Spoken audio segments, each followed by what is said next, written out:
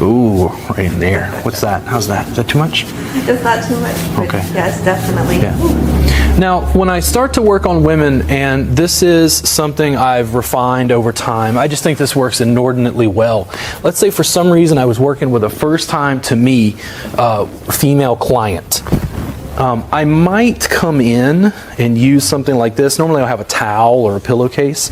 If I was going to get up higher, like towards the groin, either in the tree pose or in this, I could put this down. Now she's clothed, I'm clothed, they're both on a mat. How does this feel now?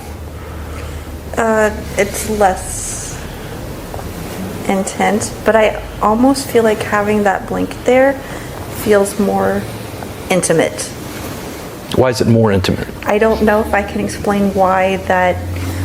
I'm going to make a Covering guess. something up. Yeah. Yeah. So why is it more intimate when I cover you up? Because now this is an area of this has to be hidden.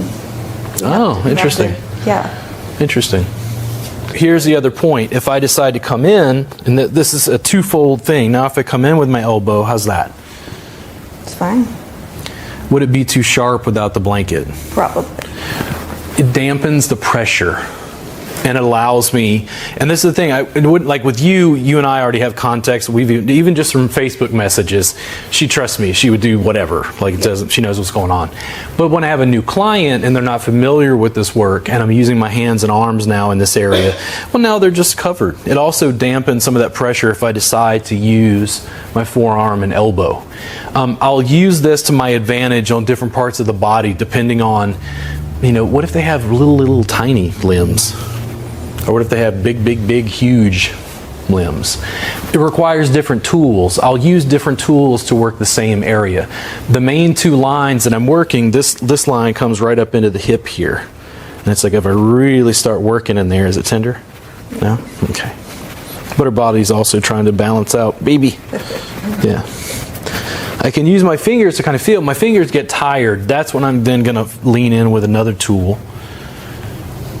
That almost feels too much. Too much Like pressure? I can feel the blood being cut off. Okay. And that doesn't scare me at all, by the way. Is it more down or more up? That gives more of that tingly sensation.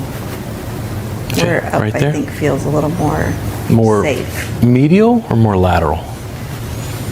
Medial. More medial? Yeah. Right there? Yeah. There we go. And when you feel the tingle, are you getting like referred pain down the leg? No. No? It just gives that weird little nerve tingle. Nerve tingle? Okay. I don't fight what the clients tell me. Whatever your response is, like I feel this or I feel that. Sometimes I have to be a smart ass and they're like, well, why do I feel? And I'm like, nerves. And they're like, come on, man, would you?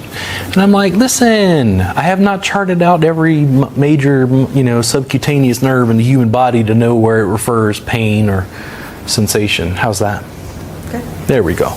So I just give you that as an option. Also, you realize I'm teaching people who are watching video.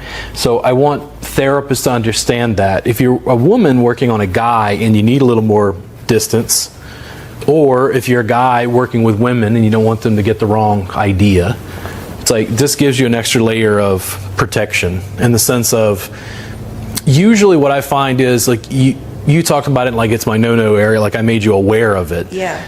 But for most clients, what I think happened is they're like, oh, like they understand my intention in a very different way. Now, if I had worked with you repeatedly, maybe this wouldn't even be necessary. Right. But I just give it as an option.